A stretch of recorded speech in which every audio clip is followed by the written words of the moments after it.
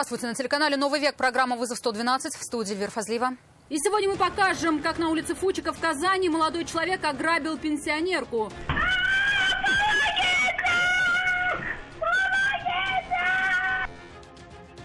Расскажем о гибели одного мужчины и сильном отравлении второго во время мойки автоцистерны.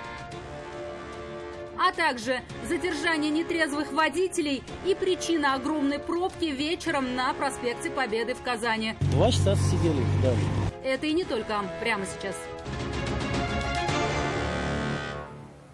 По горячим следам раскрыли ограбление пенсионерки в подъезде одного из домов на улице Фучика в Казани.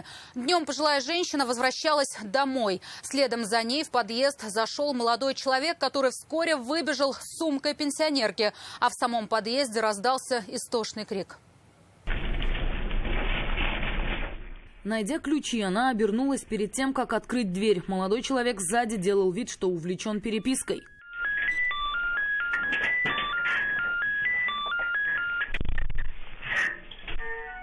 Он зашел в подъезд следом за женщиной, выбежал оттуда ровно через 40 секунд. В руках сумка пенсионерки. Сама догнать мужчину она не смогла и на всю округу кричала о помощи. Ей помогли, вызвали полицию, соседи передали стражам порядка видео с камеры домофона, запечатлевшую подозреваемого. Как выяснилось, стражам порядка этот мужчина был хорошо знаком. На место происшествия незамедлительно прибыли наружные службы полиции и следственно-оперативная группа. Полицейские осмотрели место происшествия, опросили потерпевшую и возможных очевидцев преступления. Подозреваемого стражи порядка задержали по горячим следам неподалеку от места преступления. Им оказался 29-летний казанец. Свою вину он признал полностью. Мужчина ранее неоднократно привлекался к уголовной ответственности за совершение имущественных преступлений. Похищенные сумка и документы изъяты. В отношении задержанного возбуждено уголовное дело по статье «Грабеж». Статья предусматривает наказание вплоть до 4 лет лишения свободы. Рания Абдрахманова, «Вызов 112». 40-летний мужчина скончался, 35-летний был госпитализирован с тяжелым отравлением после попытки отмыть изнутри пустую автоцистерну для перевозки опасных грузов. Трагедия произошла на территории одной из автомоек на улице Тульская в Казани. Когда мужчины, моющие емкости изнутри, потеряли сознание, очевидцы вызвали спасателей. Самим пытаться достать пострадавших было смертельно опасно. В цистерне перевозили гексен, токсичное вещество 3-го класса опасности. В малых дозах раздражает органы дыхания, раздражение глаз и кожи. В большой концентрации вызывает поражение центральной нервной системы и потерю сознания.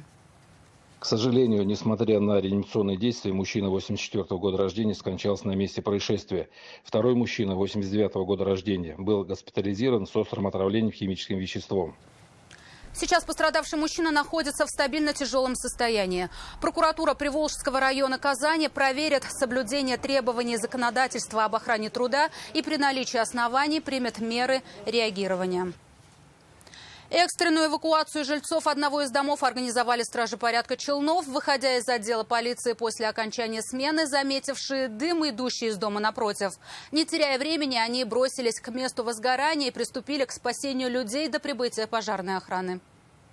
Когда туда направлялись, в жилое помещение, слышали крики о помощи женские. Их смена уже закончилась. Выходили из отдела полиции после суточного дежурства, когда увидели дым, идущий из соседнего дома. С напарником, не раздумывая, бросились туда. Было уже сильное задымление.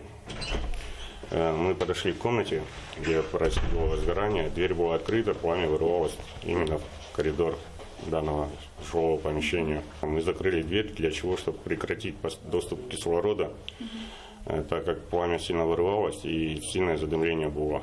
Приоткрыли окна, которые было возможно, и пошли по квартирам стучаться и эвакуировать людей. В соседней загоревшейся комнате находилась девушка с маленьким ребенком. Она не понимала, что происходит. Девушку эвакуировал сержант Алипов, ребенка эвакуировал я. Она и рассказала полицейским, что в другой комнате находится прикованный к постели мужчина, и без посторонней помощи его ждет неминуемая гибель.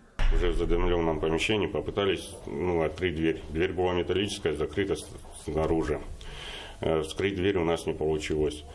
Выйдя оттуда, в этот момент прибыли сотрудники МЧС. Мы им передали данную информацию. Сотрудники МЧС в кислородных масках поднялись на этаж, вскрыли дверь. И в коридор передали нам уже гражданина, который был с ограниченными возможностями. Далее мы его эвакуировали на первый этаж и передали бригаде скорой помощи. С огнем пожарные справились, люди в огне не пострадали, во многом благодаря бдительности и своевременной помощи стражей порядка. Рамиль Шайдулин, вызов 112. Всего за неделю в Татарстане произошло 44 пожара. В результате 5 человек получили различные травмы. 8 человек были спасены из огня и зоны задымления. В половине случаев причиной возгорания стало нарушение правил эксплуатации электроприборов. По 9 случаев приходится на перекал печей и неосторожное обращение с огнем. Огромный многочасовой затор образовался вечером на проспекте Победы из-за столкнувшихся на перекрестке с улицы Губкина грузовиков. Проезжая часть оказалась полностью перегорожена. Один из большегрузов, стоящий поперек дороги, пришлось немного подвинуть вперед, чтобы машины могли проехать хотя бы по одной полосе. Как результат, многокилометровый затор в вечерний час пик не заставил себя долго ждать. Вот здесь разворачивался, получается. Водитель «Газели» рассказывает, то, что сделал водитель рефрижератора, недопустимо. Поворота налево на улицу Губкина в этом месте нет. Для этого надо повернуть направо, в разрешенном месте развернуться и пересечь проезжую часть прямо. Но водитель грузовика делать этого не стал, а просто встал в правом ряду и уже оттуда стал поворачивать налево.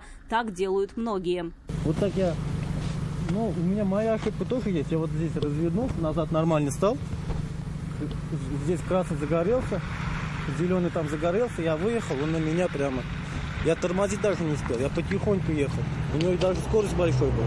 Водитель рефрижератора говорит, откуда он ехал, тут большой разницы нет. Эвакуатор проехал на красный, причем горел он уже несколько секунд. И только благодаря тому, что он поворачивал, а не ехал прямо, удалось избежать более тяжелых последствий. Удар пришелся по касательной, но нанес китайскому грузовику значительные повреждения. Он вообще быстро проехал, говорю же. Я вот зеленый цвет выехал.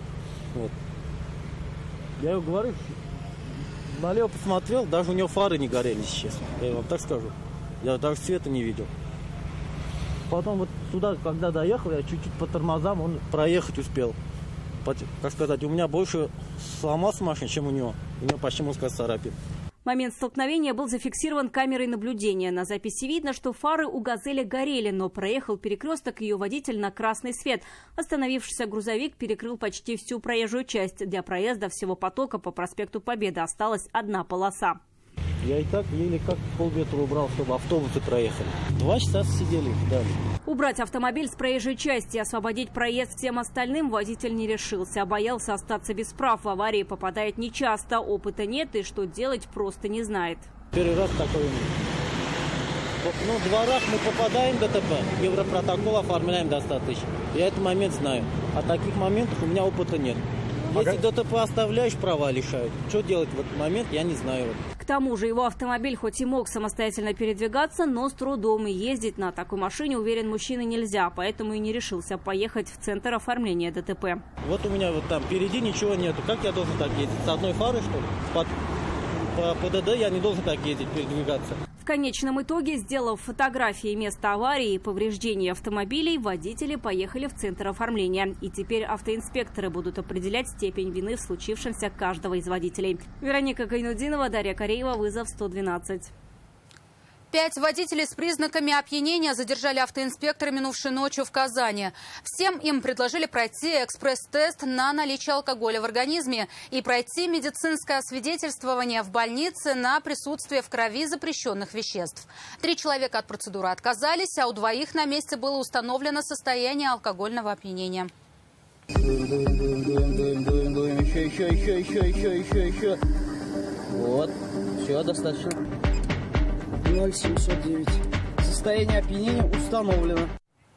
Сейчас всех 5 ждет суд, штраф 30 тысяч рублей и лишение прав на срок от 1,5 до 2 лет. Наказание за отказ от освидетельствования точно такое же, как и за вождение в состоянии опьянения. Все автомобили были отправлены на штрафстоянку. Это все, о чем успели вам рассказать. Обо всех происшествиях вы можете сообщать нам по телефону 570 50 50 или на мобильный 8 98 69 112 112. Также мы доступны в социальных сетях. Присылайте видео, снятое вами. В студии была Эльвира Фазлиева. До встречи и не бросайте вызов судьбе. Вдруг она его примет.